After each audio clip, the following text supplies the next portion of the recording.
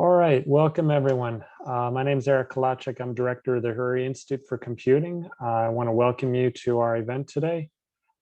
This is our Did You Know You Could series. All right, and today's presentation is Did You Know You Could Use Social Media to Amplify Your Research? So this is the first year we've piloted this program. The idea was for it to be informal brown bag lunch series. Of course, COVID had other plans about the whole brown bag lunch idea, but we're still working with the same feel. The series is led and organized by our graduate student fellows. They wanted to create a venue for people to learn skills that either enable or are being enabled by computing and data science, and particularly with an angle towards topics that you might not even have known that you wanted to know. So I do want to take a moment just to thank them for all their support and work this year. The grad student fellows have done a great job putting this series together. If you haven't joined us for that throughout the year, I can tell you people learned how to manage their bibliographic data, represent language geometrically, organize software workflows, conducting behavioral experiments, creating a better planet. I know how, using smart analytics. And using our studio to create simple visualizations. And so today, we're happy you could join us so that we can talk about how to use social media to amplify research. And as we've done with all of the other past events in this series, we have one of our graduate student fellows who's going to serve as the MC. So that's Li Zhang. Li is a PhD student in the Division of Emerging Media Studies at Boston University. His research interests include media psychology, political communication, with a focus on computational methods and psychophysiological measurements. And he's recently been studying human interaction with physical robots and bot accounts on social media, particularly in the political context. All right, so Li, I'm going to turn it over to you. It's all yours.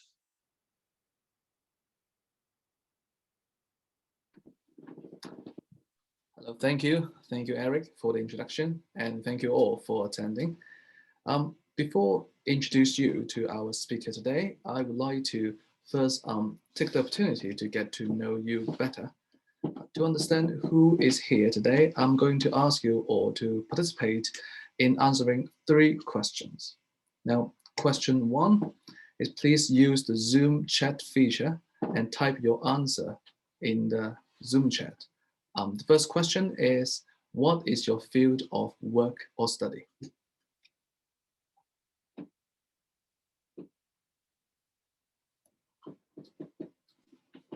Okay, speech, language, and hearing science, machine learning, very cool. We have sociologists, we have political scientists, very cool. Logistics, bioinformatics, cool. Right, effect of tech on society and work, very cool, very cool. All right, as you can see, we have a pretty diverse body of audience. That's great. And then number 2, the second question, please use the Zoom chat feature and type your answer to the following questions. What has been challenging about communicating your research in the past? For example, what challenge do you face through social media or papers or other avenues?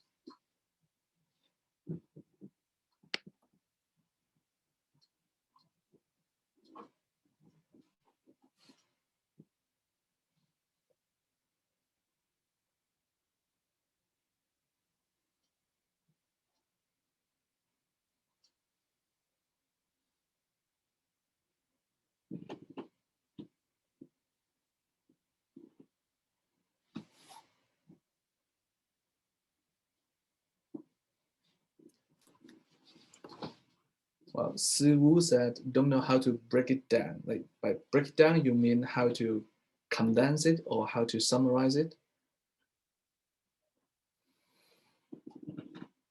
How to get people to use your work? Very practical questions. Yes.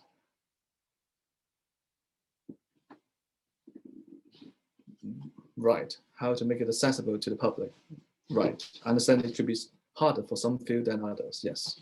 Distilling research down to small, easy to understand sound bites. I think that's also a very good way of thinking. Yeah.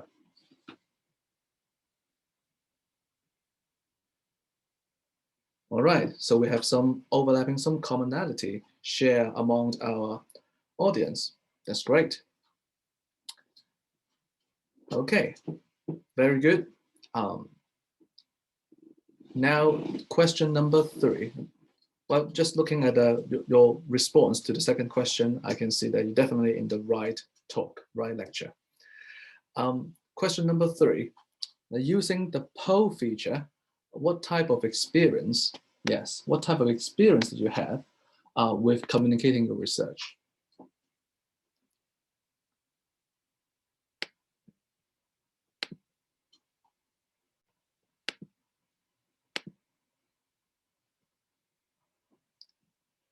You can choose multiple answers with that one.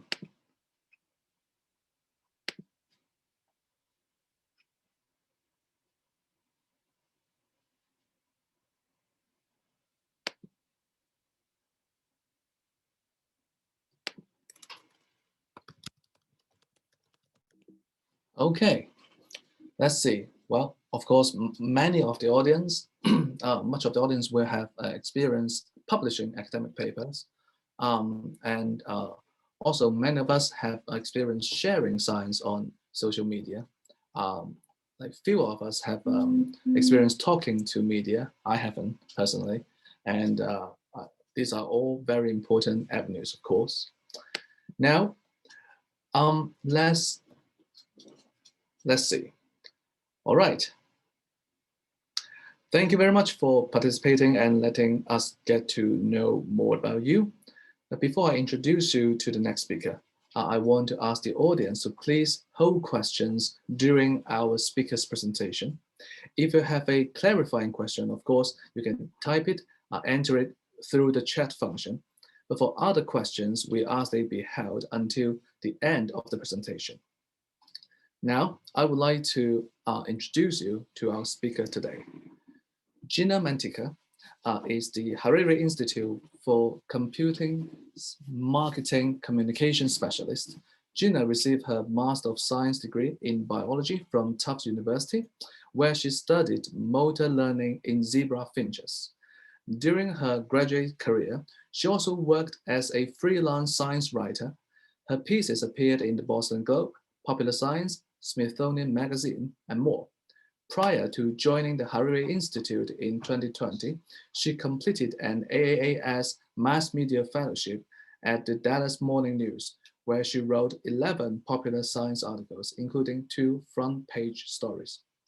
Very impressive. So, Gina, now the floor is all yours. Thank you so much for that wonderful introduction. And it was so great to hear about everyone's experiences.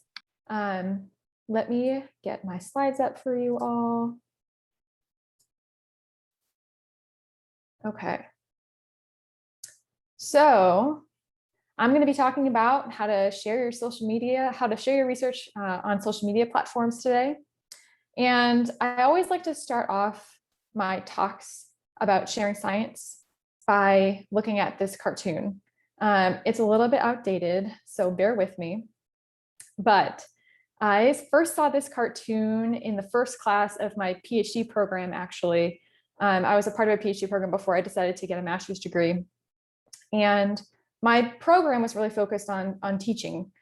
And we took a pedagogy class, and this is the first image that I saw on the first day of my first class of graduate school. And this I continue to think about every single time I go online and try and talk about science. So the image is 2 scientists looking at equations on a board, and in the middle of these equations, you see, and then a miracle occurs. And you can see at the bottom, the scientist is saying, I think you should be more explicit here in step 2. When I first saw this image, coming into graduate school, I thought to myself, this is how I feel when I read scientific papers. I feel less like that now, but when I'm reading method sections, and sometimes when I'm looking at the results that they get from their method sections, and I'm sure many of you feel this way as well, I'm like, how do you actually believe that your methods are supporting this really wild conclusion that you're making? And I think that communicating science can not only bridge that gap for other scientists, but also for members of the general public. So that's one reason to communicate your research, is to just raise awareness and understanding for your research for other scientists and for members of the general public. Another great reason to talk about your research to other people is to grow your professional network. This is becoming really popular at conferences, where people at conferences will have a conference hashtag and you can talk to people and network that way. There's an increasing number of folks using LinkedIn to network and share their research there. So there's all these emerging ways to not only let people understand your new findings, but also to find new collaborators and prospective, future employers. The third piece of importance when I think about communicating research is being able to increase public trust in science. Increasing public trust in science is, to me, more important now than ever before. There's a lot of mistrust in scientists and scientific information in thinking about climate change research or COVID research, right? And how do we bridge that gap as scientists to inform the general public in a way that makes them understand the importance of the research that we're doing? And then finally, if you're a faculty member, this one might, be the first thing that you think about, but the sort of broader impacts of your grants, right? I wouldn't say saying that you're going to talk about your research on social media is going to give you a leg up on your broader impact section. But I do think that consistently talking about and sharing your work to other experts, to journalists, media, on your own personal blog, to students in the area that might not have access to science or scientific information, is a really great way to kind of boost the impact that your grant is going to have. And so hopefully I've now convinced you of why you should communicate your research. And I want to switch gears and talk about, now that you want to, hopefully, communicate your research, setting a personal goal. There's a lot of different goals that you can have when communicating your research, and I'm just going to walk through a few, hopefully to inspire you. The first goal that I think a lot of us think about, because we are publishing papers as researchers, is sharing new findings. So this is an article that I wrote that was actually not about work that I did, but about work that was related to my own in my dissertation. This was a study about how naked mole rats actually eat poop in order to parent better. There's hormones in the poop that allows for them to kind of activate this parental response. And so I decided to write about it. And I, shared the link on social media, and it was picked up by other media outlets. And so you can do this with your own work as well. And I want to point to the conversation as a resource for you. If you have a new paper coming out, I highly recommend that you reach out to me or someone else at your university to write for the conversation. They always want to hear from experts in the field. Another reason, another goal that you can have in sharing your research is making new connections, as we've talked about. And this is a great example actually from one of the Hurry Institute's researchers. This is from Gianluca. This was actually at a conference. I pulled this right from his page. And he was sharing research through this really interesting graphic, almost like a graphical abstract, if you're familiar with those, and make sure to link to the actual paper and also tag the conference. So when you tag or hashtag the conference, people who are looking through that conference's page are going to be able to find you really quickly, interact with the post, and hopefully you'll be able to grow your network that way. One of my favorite goals for communicating research is just increasing appreciation for science, engineering, or technology in general. So this is one of my favorite science communicators. This is Science Sam, and this is a picture of astrocytes that she put on Instagram. And if you look closely at the caption, it says, "This sea of ghosts is actually a real picture of microscopic astrocytes, some of the cells that make up the glue of the brain." And then she goes into talking about what astrocytes means, where it comes from, its purpose, its structure, its function, and what the actual picture is representative of. And I think Instagram is a really great place for increasing this sort of broader appreciation of science through images. Images always capture the attention of folks that might not otherwise be interested in science. And being able to explain it in this really simple, clear way is such a great way to connect with a broad audience on social media. One last goal that you can have in thinking about your research is just to make your scientific voice heard. There's a lot of different ways to do this. You can talk to reporters or media outlets. You can write opinion pieces. You can write response articles to other people's research. And I wanted to point out a resource that I'm familiar with. It's called Sciline. You can actually sign up to be an expert in the field. And if a journalist is working on a story, they can go to Sciline and look for experts in the field of work that they're kind of writing on, and you could pop up and you could then be quoted in a story. So it's a really good resource if you want to make your scientific voice heard in other ways. And so once you have a goal, whatever goal it may be, it doesn't have to be the 4 that I talked about here, you can then figure out, okay, what is success going to look like for me? And what sorts of audiences do I want to target based on my goal? And so now I'm going to switch gears and talk about audiences on social media. I'm just going to talk about the 4 that I'm most familiar with. So that's Twitter, LinkedIn, Facebook, and Instagram. There's a lot of video platforms now that are popular for sharing science. TikTok is emerging rapidly. That's a way to connect with a lot of younger folks. YouTube is also really popular, but I'm less familiar with the video-based platforms. I'm more familiar with the picture and text-based platforms. So I think that knowing your audience helps you post content that's going to be understandable and engaging for its users. You probably won't post the same thing on Facebook as you do on LinkedIn. And you probably won't post the same thing that you post on Instagram on Twitter per se. So let's start off by talking about Twitter audiences. So this is a graphic from the Pew Research Center. It's a little outdated. It's from 2018, but it's a chart showing the average age of Twitter users in the United States. And if you look, almost 50% of users are between the ages of 30 and 49. The current average age of a US citizen is 38. So this pretty much falls within the average age. And so if you think about it this way, most Twitter users are going to be, on average, 38 years old. They're not going to be super young. And that might affect how you decide to talk to them. Another important factor to consider when you're thinking about social media platforms is the education of its users. And so this is, again, looking at Twitter. And you can see Twitter users are pretty educated. 50% of Twitter users have a high school diploma, and 42% have at least a college degree. So only 4% of Twitter users did not finish high school. And so in thinking about the types of words that you could probably use to communicate with these folks on Twitter, you might be able to use some of the jargon from your paper. I'm going to talk about jargon a little bit later. But you could use a little bit of jargon on Twitter compared to another place like, TikTok, where jargon might just go right over people's heads. So to sum up, Twitter users are of average age. They're highly educated in comparison to the general public.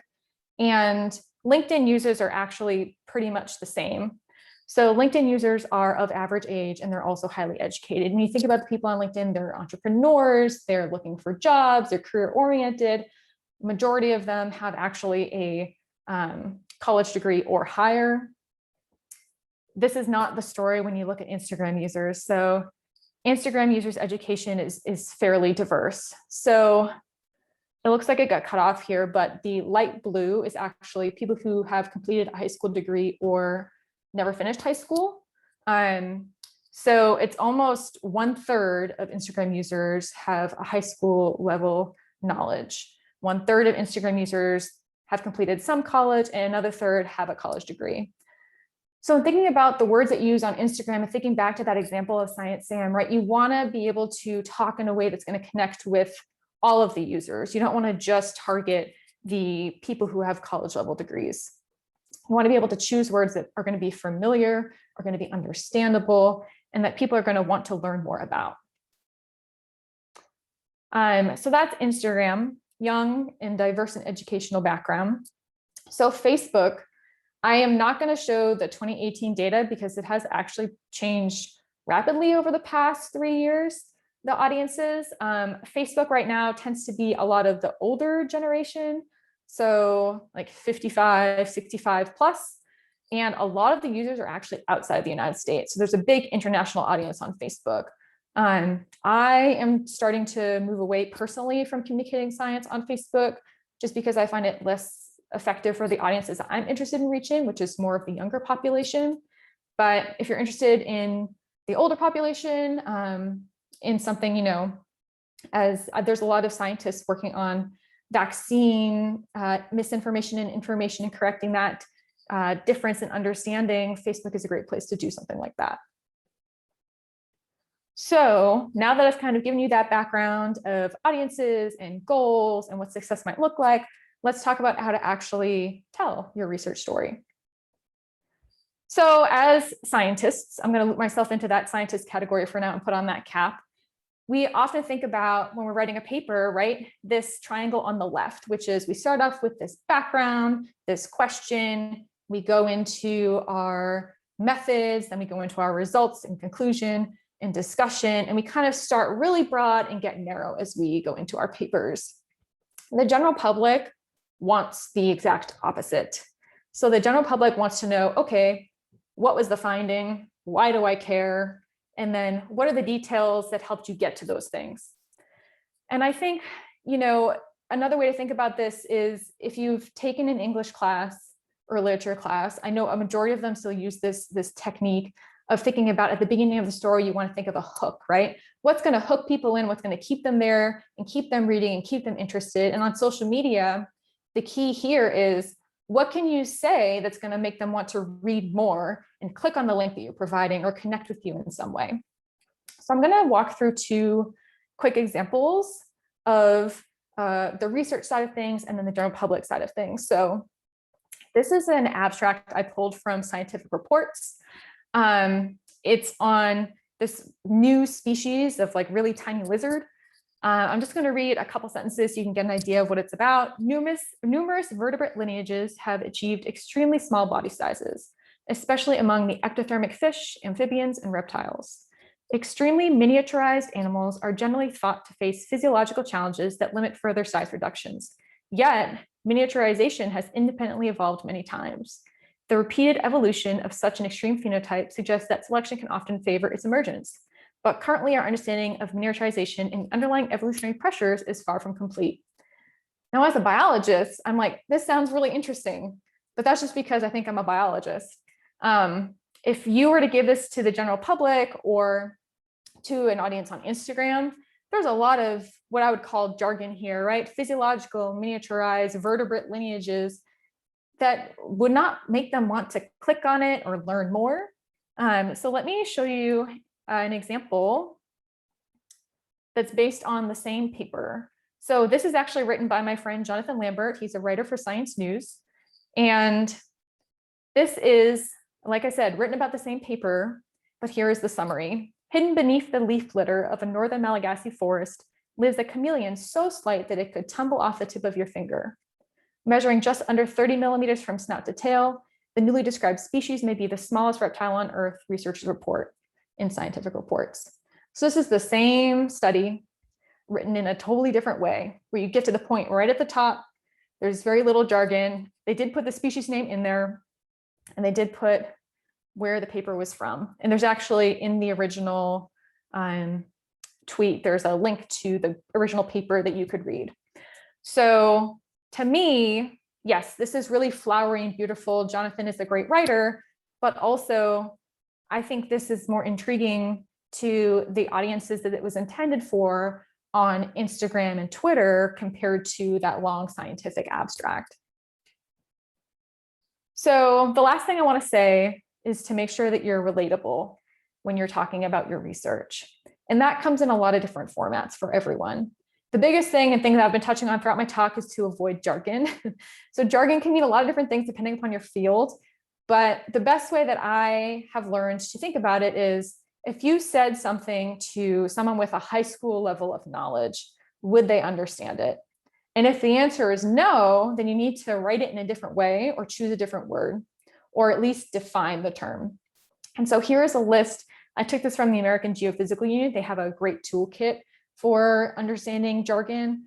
These are some words that have both a scientific meaning and a meaning for the general public. Model, cycling, bonding, driver, force, sample, things like that. Code for my Hariri Institute folks.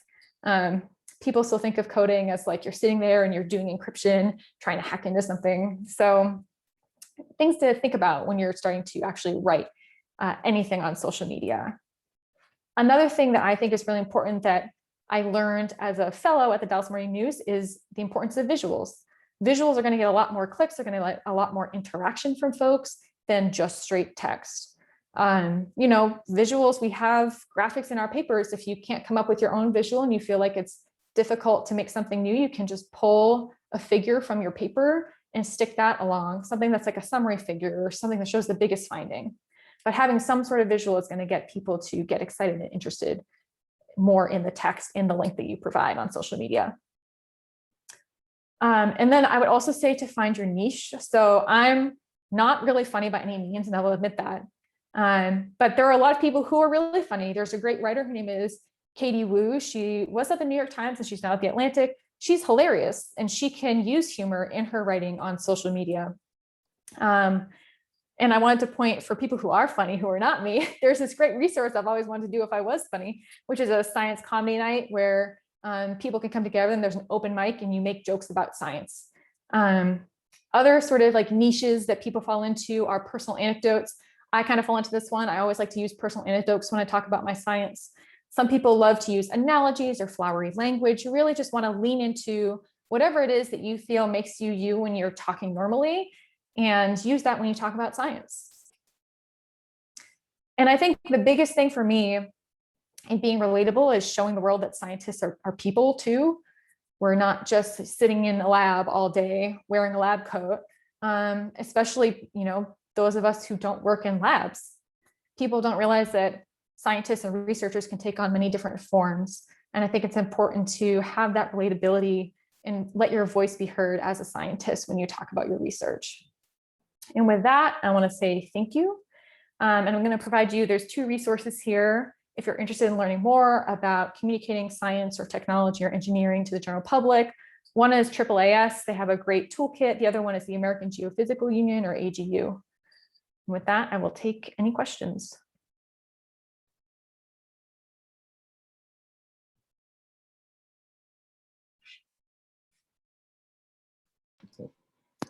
Thank you, Gina. Thank you very much for the expertise and the insight and the knowledge on this topic.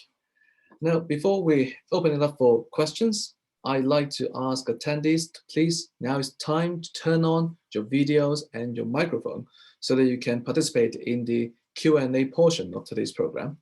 And to support the brown bag lunch feel or spirit of this virtual event, we welcome you to turn on your microphone and video and join the conversation using voice. That would be the preferred format. All right. Any questions for Gina? Well, Gina, can I start with my question? Yeah. Okay. So you talk about the conversation. I read some conversation, but also I read some articles that people talk about their own research on Medium. Yeah. Yeah. How would you compare and differentiate these two? I just want to know, like, when should I choose conversation, or which one is better to reach which audience? That's a great question. The conversation has partnerships with universities. So if you want to talk about your own research or study that's very directly related to your own research, that's when you would go to the conversation. If you just want to write about science in general, the Medium is a better fit for that. And then if thinking about audience, the conversation has a much broader and larger reach actually than Medium, because pieces on the conversation have a certain copyright where they can be republished anywhere. And so typically pieces on the conversation end up in local newspapers across the country. And so if you want to reach a really broad, large audience, I would recommend the conversation.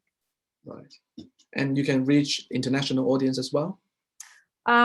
Yes, I would say more so actually with Medium, because it's more heavily internet focused, whereas the conversation does eventually, a lot of the articles go to print in other places. Got it. Got it. Thank you. Any other questions?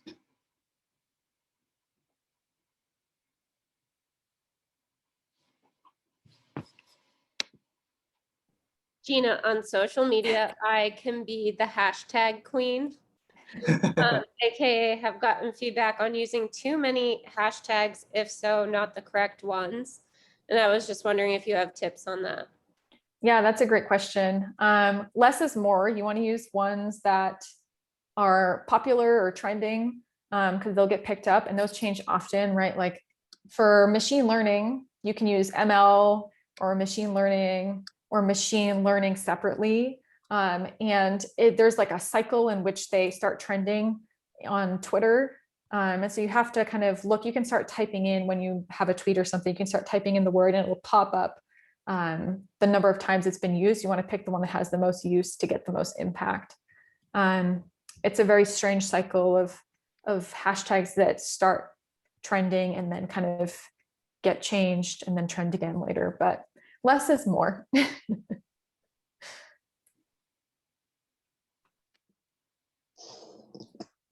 So Gina, I know when I started with the Hurry Institute and BUPR was very useful in meeting with me and giving guidelines and whatnot. They told me about their so-called 80-20 rule, right? That being on social media and promoting yourself, pardon the cat, being on social media and promoting your work, wasn't necessarily all about constantly promoting your work. That there was your presence, and then there was the work you promoted about it. Could you talk maybe a bit about that? Because I found that very useful.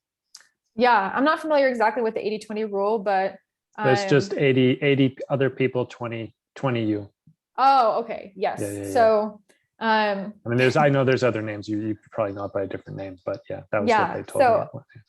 I would say, as far as, being a researcher that transitioned into a communication role, the thing I've learned, and maybe you all can speak to this as well, is your science is never done if you've published and you haven't communicated it to anyone. You can publish it and it goes into an abyss, and like maybe you'll get a citation at some point, but your science is not done or your research is not done until you've talked about it. As far as maintaining continuous presence on social media, yes, if you're only using your social media accounts to be like, hey, look at this thing that I did, it's not going to have as much impact as being on there consistently. It doesn't have to be every single day because social media can be a pretty toxic place, but it could just be weekly or it could be monthly, so that when you do have something exciting, you have connections with people on the platforms that you're choosing to talk with, and those people are going to be more engaged. So it's really about how often you're able to engage with that audience and the consistency in which you engage. Any questions from the audience?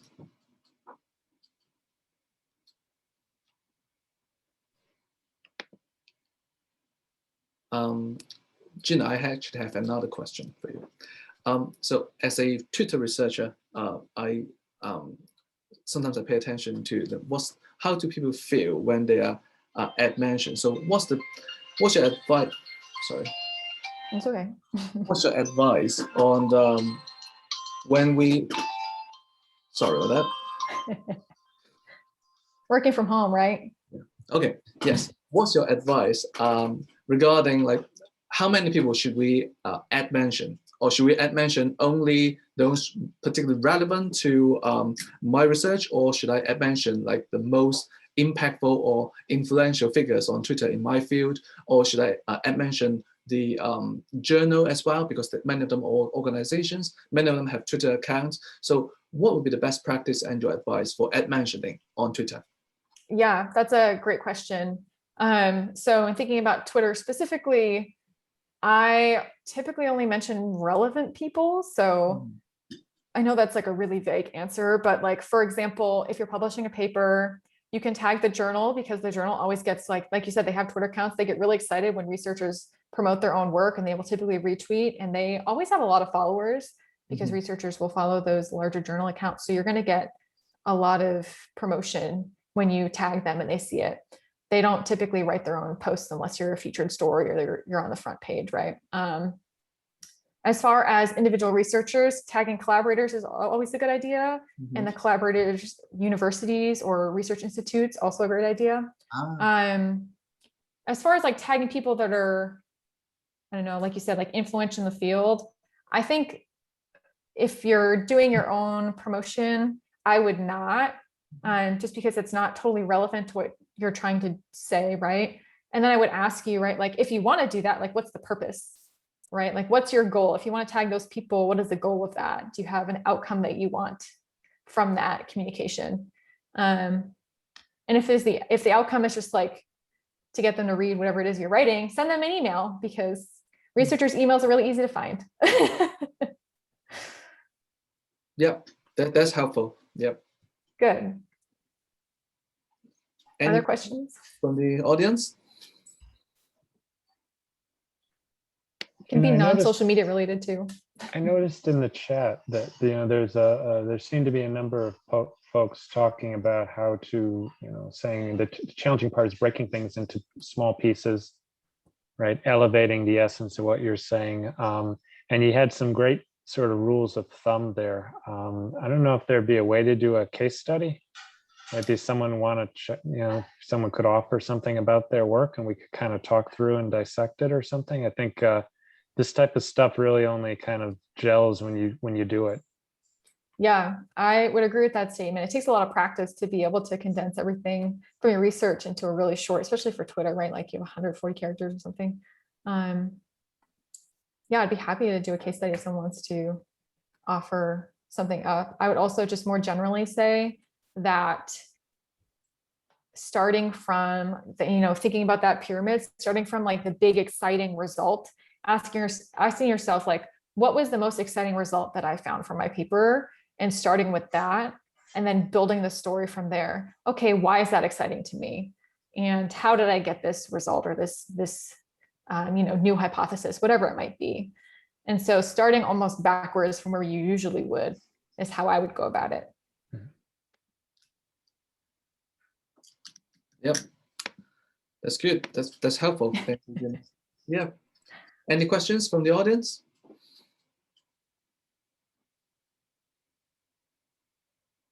Especially if you have, for example, other challenge that you haven't shared. I think it's a good time to ask.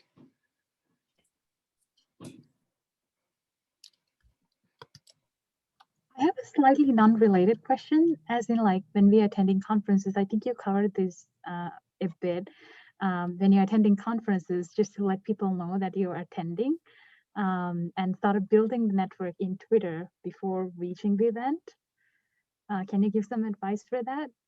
Yeah, I did this last year, so turned out really well. I had a lot of people that or actually, I guess it was 2 years ago because there was a pandemic. There still is, but yeah, 2 years ago, I went to a conference in upstate New York for songbird researchers, and a month prior to that, there was a hashtag that was created for the conference, and I started using it on Twitter and sharing a little bit about my research. And through just using the hashtag, I was able to connect with a bunch of other people that were going to that conference. Followed them, we followed back, and just started having like Twitter science conversations, and also messaging them. And so, but yes, building that network before you go to a conference is a great idea. And then maintaining that network while you're at the conference. So it is like a little bit of extra work, but I think it's pretty fruitful because there's a lot of scientists nowadays and researchers more broadly that are using Twitter in particular when they're at conferences to connect with people. A way I've seen it worked really well is in poster presentations, and I'm sure this can be done virtually as well. If you have a poster, you can say, like, my poster is at this time, at this place, about this thing, tag the conference, and then there's a lot of people that will show up, like a surprising amount of people. It has worked very well in my experience. And then doing the same thing for other people. So that idea of like social media is a two-way street. So if you see someone whose project is interesting to you at a conference, retweeting it and showing that engagement with that community is going to get those people to then engage with the stuff that you're posting. Yep. Yeah, it's a great question. Yep. Thank you for the question. Thank you, Gina. Any other questions? Yes, I have a question. So you've been sort of giving a lot of advice of things to do, spinning this in a positive way, but what about like the faux pas? Besides avoiding jargon, like what do you see when you see scientists tweeting about their work that make you cringe? Okay, other than the jargon, one thing to not do is to just be like, here's my paper and just put the title, because there are some people that come up with those like really great titles, right, that are super catchy and you want to learn more. Typically those are like science or nature journal articles that have those weird, funny titles. But if you're publishing pretty much anywhere else and you don't have one of those fun titles, just putting the link with the title of your paper is definitely not enough. You need to summarize your results in your own words. Another big faux pas, I would say, is in looking at researchers who use social media. Some of them, I would say, not all of them, but there are some of them that, kind of like what Eric was saying, only use them to promote themselves and never use them at other times. And it almost makes them come across as like bot accounts. And when you like, right, because all of a sudden it's just like a link with a title or a link with a description every blue moon. And so making sure there's like a constant engagement, even if it's not every single day or every single week. Because yes, I have like, actually, it has asked me, I've seen researchers like pop up as Twitter has a new filter. It'll say like, this might be spam and block their links if you don't use Twitter in like a consistent basis. So those are definitely faux pas and things to think about. Great question. Thanks.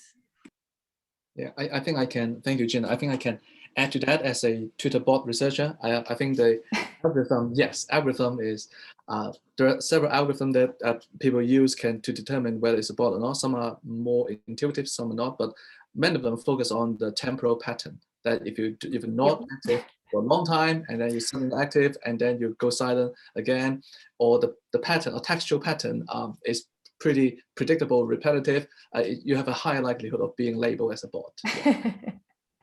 Yeah, and then your paper will get labeled as spam. So Yeah. try and be on there a little bit more frequently than maybe you would like to be. Yeah, and also I think from the receiving end perspective, if you see something that mentions you and then you check the page and then there's nothing really personal, you say maybe I shouldn't invest time in responding to that ad mention or responding to that a tweet, because I'm not going to get a personal response anyway, because that person is not really using it for anything other than publicizing his work. So if you have a nice blend of content on your Twitter page, I think that would also help. Yeah, that's true. And I would add to that, and thinking about Twitter in particular, since that seems to be the hot topic at the moment, when you're creating your Twitter profile, making sure that you have an image, and you can actually use hashtags and ats in your biography. Those are going to actually get you a lot more connections than if you did not have them there, because people can just look up the university that they might be interested in.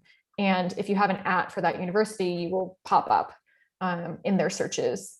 And I've actually seen a couple of people do this for conferences, where they will change their name for like the week or however long it is that they're attending the conference, and put a comma after their name and put the hashtag of the conference. It's another similar, easy way so that people who are looking for the conference can find you. Thank you, Gina. Thank you for the advice. I have another separate question. I think it's related. Like, for example, I've been thinking about this. What I write about, for example, like political polarization, and what makes people more polarized or easier to polarize the audience.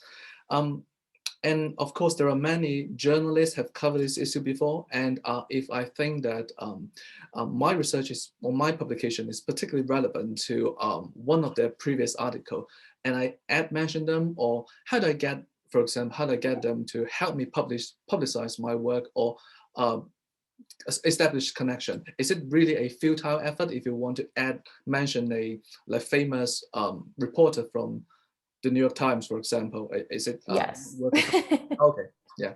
Yes, the answer is yes, because I know a couple of reporters, the science reporters at the New York Times desk, in the Atlantic desk, and yes, mentioning them doesn't really do something. Sometimes there are, like at smaller publications, there are editors that will take DMs for stories ideas on Twitter.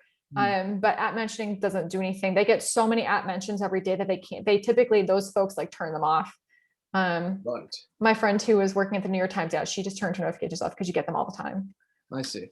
Well, that's good to know. Yeah. Yeah. DMs, that's the way to go if you want to do anything. DM. Okay. Thank you. See, did you have a question? Oh yeah, I just had like a quick thought. So because I found Twitter really helpful, I actually discovered a lot of like political scientists and statisticians on Twitter. And I think it's very useful to make a portfolio and make that website a part of your profile. And then you can go to profile and click on the website. And then you can just see what other people portfolio is like. Yeah, that's a really good recommendation. And I would 100% agree and support that idea. I do the same thing. I think especially for graduate students, if you're looking for a job afterwards, putting your GitHub page or having a very simple personal web page that you create. There's a bunch of free sites that you can do it through. Having something that's linked to your Twitter profile and linked to your LinkedIn profile is going to show, future employers that not only are you a really great researcher, but you're also able to, do all these other things, right? And it could just be something as simple as talking about your research on a place that's not a primary literature publication. Yeah. I would, yes, thank you, Gina. I would also add that in a recent interview that I had, I get a question. So do you have a GitHub page that we can look at? And the person who asked that is an English professor. Yep. So yes, GitHub is now being used more and more as a way, at least to convey or to publicize your work, but also as has some social media function. So yeah, I mean, people outside the field of coding and programming, they also use GitHub as well, more and more so.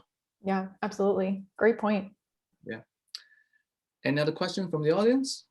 Yeah, I recently had seen a tweet about the importance of using camel case in your hashtags and mentions for the purpose of accessibility so that readers for the visually impaired can parse those tags appropriately. And I'm wondering if there are any other things we should keep in mind in terms of accessibility of our posts. Yes. So yes, having uppercase letters at the beginning of every single word is what you're talking about. That is very important when thinking about hashtags. The other thing, as far as accessibility goes, is alt text.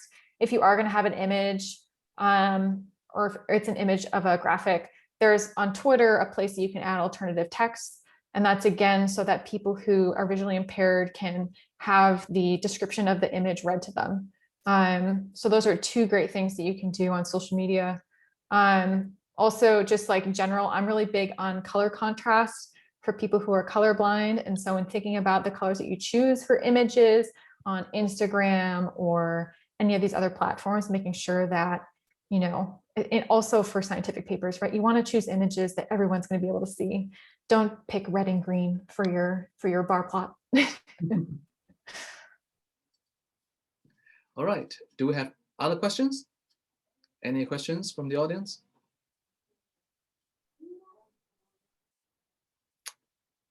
All right. Well, thank you, Gina, for the wonderful presentation and for addressing our questions. And I want to thank the audience as well for your active participation. And last but not least, I want to thank the Hariri Institute for supporting the logistics of this event and for making the event happen. This, I think, will be our last event of the semester. Is that right? Yeah. Well, we have definitely more wonderful stuff coming in the next semester. So yeah, stay in touch. And then again, thank you very much for joining today. Thank you for your time. Yeah, thank you all for having me. Thank you.